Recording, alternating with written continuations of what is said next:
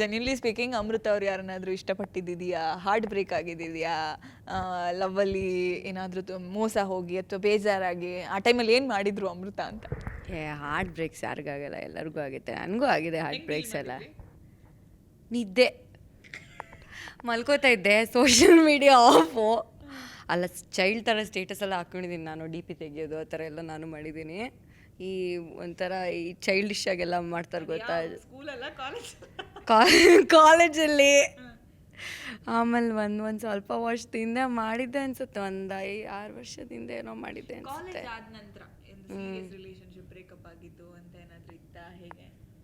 ಆಗ್ತಾ ಇರುತ್ತಲ್ಲ, ಆಗಿದೆ, ನನಗೂ ಆಗಿದೆ, ಬೇಜಾರೆಲ್ಲ ಆಗಿದೆ. ಬಟ್ ಇವಾಗ ಏನು ಅನ್ಸುತ್ತೆ ಗೊತ್ತಾ, ಎಲ್ಲ ಈಗ ಅಲ್ವಾ ಹತ್ತಿದೆಲ್ಲ, ಇದಕ್ಕೆ ಹತ್ನ ನಾನು ಥೋ ಅಂತ ಅನ್ಸುತ್ತೆ ಇವಾಗ. ಬಟ್ ಕೆಲವೊಂದು ಸತಿ ಆಗದೆ ಇರೋದು ಅಂದರೆ ಬ್ರೇಕಪ್ಸ್ ಆಗಲಿ, ಏನಾದರೂ ಡಿಪಾರ್ಚರ್ಸ್ ಆರ್ ಆಲ್ವೇಸ್ ಬ್ಯೂಟಿಫುಲ್. ನನಗಿಷ್ಟ. ಅಂದರೆ ಇನ್ನೊಂದು ಚಾನ್ಸು ದೇವ್ರು ಕೊಡೋದು. ಮದುವೆ ಆಗದೆ ಅದಾಗೋದು ಒಳ್ಳೆ ತಾನೆ, ಮದುವೆ ಆಗೋದಕ್ಕೂ ಮುಂಚೆ ಹಿಂದೆ ಆಗೋಗಿತ್ತಲ್ಲ ಅಂತ ಅದೊಂಥರ ಒಂದು ರಿಲೀಫ್ ಇರುತ್ತೆ. ಸೊ ಅದು ಒಂದು ಚಂದ. ಇವತ್ತಿಗೆ ಏನಾದರೂ ನಿಮ್ಮ ಬ್ರೇಕಪ್ ಮಾಡ್ಕೊಂಡಿರೋ ಹುಡುಗ ಈ ಇಂಟರ್ವ್ಯೂ ನೋಡ್ತಿದ್ರೆ ಏನು ಹೇಳಕ್ಕೆ ಇಷ್ಟಪಡ್ತೀರಿ? ಈಗ ರಿಗ್ರೆಟ್ ಮಾಡಿದ್ರಲ್ಲ, ಸೊ ಏನು ಹೇಳ್ತೀರಿ? ಗುಡ್ ಲಕ್ ಬ್ರೋ, ದೇವ್ರು ಒಳ್ಳೇದು ಮಾಡಲಿ ನಿನಗೆ ಹೇಳ್ತೀನಿ. ಚೆನ್ನಾಗಿರಲಿ ಪಾಪ, ಏನು ಇಲ್ಲ ನನಗೆ ಆ ಥರ ಏನೋ ಅಯ್ಯೋಯ್ಯೋ ಮನ್ಸಿಗೆ ನೋವು ಮಾಡಿ ನನಗೆ ಧೋಕಾ ಕೊಟ್ಟು ಮೋಸ ಮಾಡಿ ಹೋದರು ಅನ್ನೋ ಥರ ಏನಾಗಿಲ್ಲ ಪಾಪ. ಆ ಥರ ಬ್ರೇಕಪ್ಸ್ ನಂಗೆ ಆಗಿಲ್ಲ.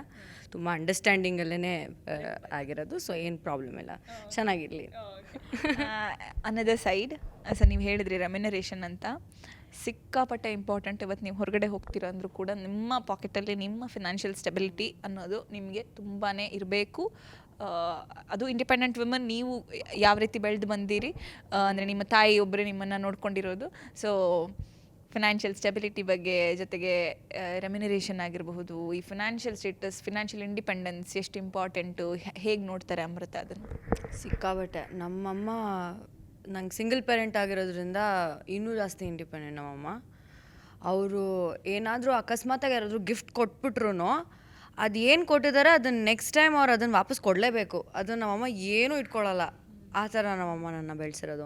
ನನಗೂ ಅಷ್ಟೇ. ಈವನ್ ಮದುವೆ ಆದ್ರೂ ಎಲ್ಲ ಹೆಣ್ಮಕ್ಳಿಗೂ ಹೇಳುತ್ತಿದ್ದೆ, ಫಿನಾನ್ಷಿಯಲ್ ಇಂಡಿಪೆಂಡೆನ್ಸ್ ಬೇಕೇ ಬೇಕು.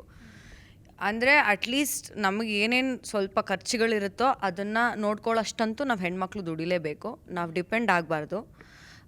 ಏನೋ ಕಷ್ಟ ಅಂತಾಯಿತು, ಏನೋ ಪ್ರಾಬ್ಲಮ್ ಅಂತ ಆಯಿತು, ಯಾರಿಗೂ ಕೇಳೋ ಥರ ಆಗಬಾರ್ದು. ಒಂದಿಷ್ಟು ಸೇವಿಂಗ್ಸ್ ಆಗಲಿ. ನಾನು ಮುಂಚೆ ಸೇವಿಂಗ್ಸ್ ಮಾಡ್ತಾ ಇರಲಿಲ್ಲ. ಇವಾಗ ನಾನು ಸೇವಿಂಗ್ಸ್, ಇನ್ಫ್ಯಾಕ್ಟ್ ನಂಗೆ ಸೇವಿಂಗ್ಸ್ ಮಾಡೋದು ಹೇಳ್ಕೊಟ್ಟಿದ್ದೆ ಡಾರ್ಲಿಂಗ್ ಕೃಷ್ಣ. ನಾನು ಮಾಡ್ತಾ ಇರಲಿಲ್ಲ, ತುಂಬ ಖರ್ಚು ಮಾಡ್ತಾಯಿದ್ದೆ. ಸೊ ಇಬ್ಬರು ಯಾವಾಗಲೂ ನಾವು ವರ್ಷಕ್ಕೊಂದ್ಸತಿ ಇಂಟರ್ನ್ಯಾಷನಲ್ ಟ್ರಿಪ್ಸ್ ಮಾಡ್ತಾ ಇರ್ತೀವಿ.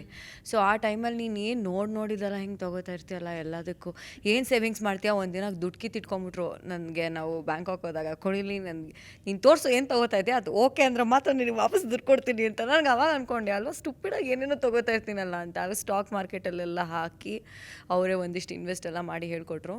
ಸೊ ಅದರಲ್ಲೆಲ್ಲ ಇನ್ವೆಸ್ಟ್ ಮಾಡಿ ಇವಾಗ ಒಂದು ಸ್ವಲ್ಪ ಸೇವಿಂಗ್ಸ್ ಎಲ್ಲ ಚೆನ್ನಾಗಿ ಮಾಡ್ತಾಯಿದ್ದೀನಿ. ಬಟ್ ತುಂಬ ಇಂಪಾರ್ಟೆಂಟ್ ಅಪ್ಪ, independence is very important. And ಎಲ್ಲ ಹೆಣ್ಮಕ್ಳು ಮದುವೆ ಆಗಬೇಕಾದ್ರೆ, ಮದುವೆ ಆದಮೇಲೂ ಇಂಡಿಪೆಂಡೆಂಟ್ ಆಗಿರಬೇಕು. ಹೌದು,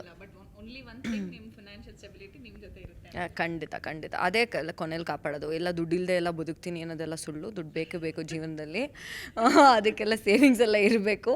ಇಷ್ಟು ದುಡ್ಡಿದ್ರೆ ಸಾಕು, ನಾನು ಬದುಕ್ತೀನಿ, ನಾನು ಖುಷಿಯಾಗಿರ್ತೀನಿ ಅನ್ನೋದೆಲ್ಲ ಇಲ್ಲ. ರಿಯಾಲಿಟಿಲಿ ಹಂಗೆಲ್ಲ ಆಗಲ್ಲ. ದುಡ್ಡು ಬೇಕು, ದುಡ್ಡು ಮಾಡಬೇಕು, ಸೇವಿಂಗ್ಸ್ ಮಾಡಬೇಕು. ಸೊ ಫೈನಲಿ ಲವ್ ಮಾಕ್ಟೇಲ್ 3 ಬಗ್ಗೆ ಏನು ಹೇಳ್ತೀರಿ? ಇನ್ನೂ ಥಿಯೇಟರ್ಸಿಗೆ ಜನ ಯಾಕೆ ಬರಬೇಕು? ಜೋ ಅವ್ರು ಏನಾದ್ರು ಕಾಣಿಸ್ಕೊಳ್ತಾರೆ ಸ್ಪೆಷಲಾಗಿ? ಸೊ ಜೋ ಪಾತ್ರ ಆಲ್ರೆಡಿ ಒಂದು ಫಸ್ಟ್ ಪಾರ್ಟಲ್ಲಿ, ಸೆಕೆಂಡ್ ಪಾರ್ಟಲ್ಲಿ ನಿಮ್ಮನ್ನ ಫ್ರಸ್ಟ್ರೇಟ್ ಮಾಡಿ ಒಂದು ಸ್ವಲ್ಪ ಪ್ರೀತಿ ಕೊಟ್ಟಿದ್ದೀನಿ. ಜೋ ಚೇಂಜ್ ಆಗಿದ್ದಾಳೆ, ಅದಕ್ಕೆ ಅದು ಬಂದು ನೋಡಿ ಲವ್ ಮಾಕ್ಟೇಲ್ 3ಲಿ ಜೋ ಚೇಂಜ್ ಆಗಿದ್ದಾಳೆ.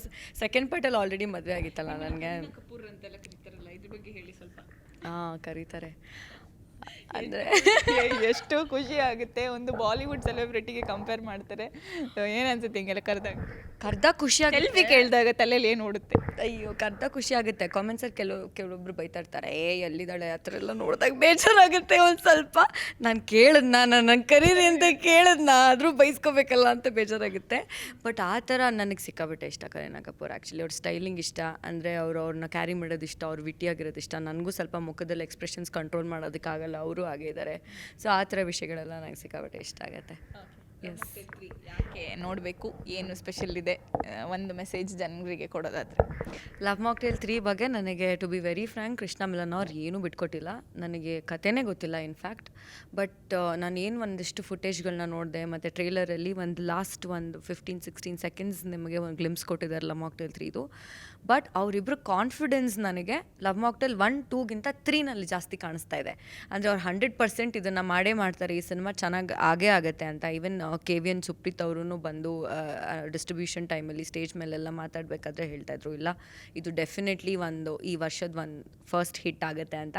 ನನಗೆ 100% ಶ್ಯೂರ್ ಇದೆ. ಯಾಕಂದರೆ ನಾನು ಇಷ್ಟು ಶ್ಯೂರಾಗಿ ಅವರಿಬ್ಬರನ್ನ ನಾನು ನೋಡಿಲ್ಲ ಯಾವತ್ತೂ. ತುಂಬ ರಿಯಾಲಿಟಿಗೆ ಹತ್ತಿರ ಇರೋಂತಹ ಕಪಲ್ಲು, ತುಂಬ ರಿಯಾಲಿಟಿಗೆ ಹತ್ತಿರ ಇರೋಂತಹ ಆರ್ಟಿಸ್ಟ್ಗಳು ಇಬ್ಬರೂ. ಸೊ 100% ಕೃಷ್ಣ ಅವರೇ ಸಿನಿಮಾಲ್ ಸೋಲಲ್ಲ ಅನ್ನೋ ನಂಬಿಕೆ ಇದೆ. ಎಲ್ಲರೂ ದಯವಿಟ್ಟು ಥಿಯೇಟ್ರಿಗೆ ಬಂದು ಮಾರ್ಚ್ 19ನೇ ತಾರೀಕು ಟಾಕ್ಸಿಕ್ ಇಲ್ಲ ಅಂತ ಬೇಜಾರು ಮಾಡ್ಕೋಬೇಡಿ, ಲವ್ ಮಾಕ್ಟೇಲ್ 3 ಇದೆ, ಬಂದು ನೋಡಿ, ಆಮೇಲೆ ಟಾಕ್ಸಿಕ್ ನೋಡೋಣ. ಸೊ ಇದಿಷ್ಟು ಕೂಡ ಅಮೃತ ಅಯ್ಯಂಗರ್ ಜೊತೆಗಿನ ಮಾತಾಗಿತ್ತು. ಸೊ ಅವರು ಫಸ್ಟ್ ಪಾರ್ಟಲ್ಲೇ ತುಂಬ ನೆಕ್ಸ್ಟ್ ಲೆವೆಲಲ್ಲಿ ಕಾಣಿಸ್ಕೊಂಡಿದ್ರು, ಇದರಲ್ಲಿ ಇನ್ನೂ ಕಾಣಿಸ್ಕೊಳ್ತಾರಂತೆ. ಅಂದರೆ ತುಂಬ ಸರ್ಪ್ರೈಸಿಂಗ್ ಕ್ಯಾರೆಕ್ಟರನ್ನು ಪ್ಲೇ ಮಾಡಿದ್ದಾರೆ. ಸೊ ಅದರಲ್ಲಿ ತುಂಬ ಇಷ್ಟಪಟ್ಟಿದ್ರಿ. ಗರ್ಲ್ ಫ್ರೆಂಡ್ ಈ ಥರ ಇರಲೇಬಾರ್ದು ಅಂತ ಹೇಳಿ ಬೈಕೊಂಡು ಹೋಗಿದ್ದವರು ಇದ್ದಾರೆ. ಸೊ ಇದನ್ನು ನೋಡಿ ಏನು ಟೇಕ್ ಅವೇ ಇರುತ್ತೆ ಅಂತ ಕ್ಯೂರಿಯಾಸಿಟಿ ನಿಮಗೂ ಇದ್ದೇ ಇರುತ್ತೆ. ಸೊ ಹಾಗಾಗಿ ಮಾರ್ಚ್ 19th ಲವ್ ಮಾಕ್ಟೇಲ್ 3ನ ಮಿಸ್ ಮಾಡದೆ ನೋಡಿ ಅಂತ ಹೇಳ್ತಾ, ಕ್ಯಾಮ್ರಾ ಪರ್ಸನ್ ಶ್ರೀನಾಥ್ ಜೊತೆ ಭೂಮಿಕಾ ವಿ, ವಿಜಯವಾಣಿ, ಬೆಂಗಳೂರು.